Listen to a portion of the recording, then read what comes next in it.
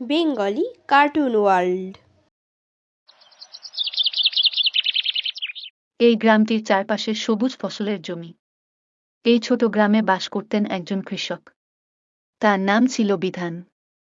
তিনি ছিলেন নির্লোভ ও পরিশ্রমী মানুষ।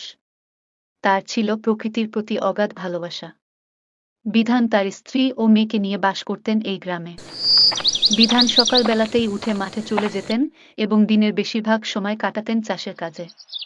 একদিন সকালবেলা বিধান মাঠে যাবার জন্য তৈরি হচ্ছিল। তখন তার স্ত্রী তাকে বলে, এত সকালে বের হচ্ছ? আরে কাজ না করলে ফসল হবে কিভাবে বলো? আমাদের জমির সব বীজ তো এখনো বোনা হয়নি। সময়মতো বীজ বুনতে না পারলে এই খরায় ফসল নষ্ট হয়ে যাবে। কিন্তু দিন দিন খরা বাড়ছে, জমিতে তো জল নেই। এই শুকনো জমিতে কিভাবে কাজ করবে বলো? তুমি দুশ্চিন্তা করো না, আমি চেষ্টা করছি। দারিদ্র্য, খরা, এই সব কিছুর সাথে লড়াই করেই তো চাষ করতে হয়। সৃষ্টিকর্তা চাইলে কিছু একটা ব্যবস্থা করবেই। এই বলে বিধান মাঠে চলে যায়।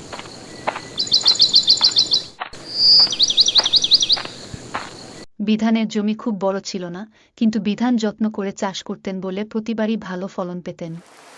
তিনি সারা বছর ফসল ফলাতেন, কখনো ধান, কখনো ভুট্টা, আবার কখনো সবজি চাষ করতেন। ফসল কাটা হলে তিনি গ্রামের হাটে বিক্রি করতেন। এখান থেকেই তার সংসারের খরচ চলত।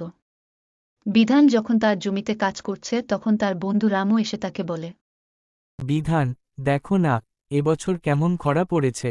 বৃষ্টি না হলে সব ফসল তো মাটিতে মিশে যাবে। হ্যাঁ রে রামু, জানি। তাই প্রতিদিন ভোরে উঠে চেষ্টা করছি যেভাবেই হোক জমিতে জল ধরে রাখার।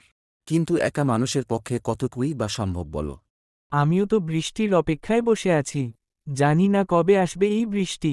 একটা সময় বৃষ্টি হবেই, দেখিস, আর তখন আমাদের এই কষ্টগুলো থাকবে না। হঠাৎ একদিন বিকেলে আকাশ কালো মেঘে ছেয়ে গেল। চারিদিক অন্ধকার হয়ে উঠল। জোরে জোরে বাতাস বইতে লাগল।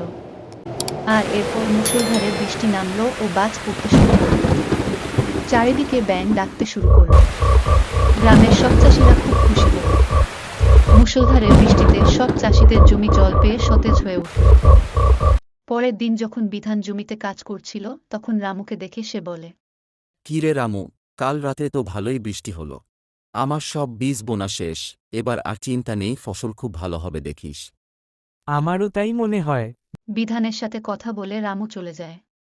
কিছুদিন পর বিধান মাঠে কাজ করছে। হঠাৎ বিধান দেখতে পান ফসলে পোকার আক্রমণ হয়েছে। এই দেখে বিধান ভাবতে থাকে, এ কি, এবার পোকার আক্রমণও হলো। কি করব এখন? কীটনাশক কেনারও যে টাকা নেই। যখন বিধান এইসব কথা ভাবছিল তখন রামু রাস্তা দিয়ে যাবার সময় বিধানকে চিন্তিত দেখে রামু বলে, বিধান, কি হয়েছে? আরে রামু, আমার ফসলের উপর পোকা পড়েছে। কীটনাশক না দিলে সব ধান নষ্ট হয়ে যাবে। তো আমার কাছে কীটনাশক কেনার মতো টাকা এখন নেই।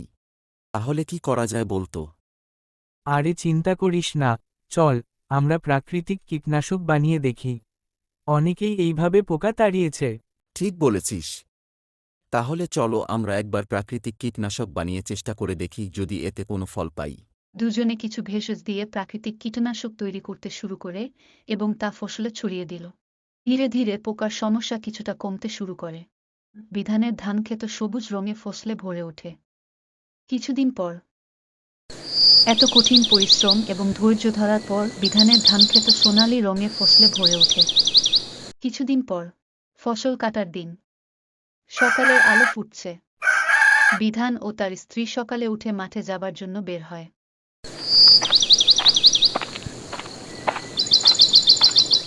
তারা মাঠে এসে দেখে তাদের জমিতে সোনালি ফসলে ভরে উঠেছে।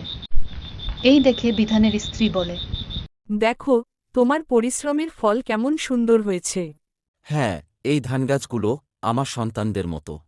এত কষ্ট করে বড় করেছি, আজ এই ফসল আমাদের সারা বছরের সঞ্চয় হবে। ভগবান আমাদের সহায় হয়েছেন, তোমার পরিশ্রম সার্থক হয়েছে।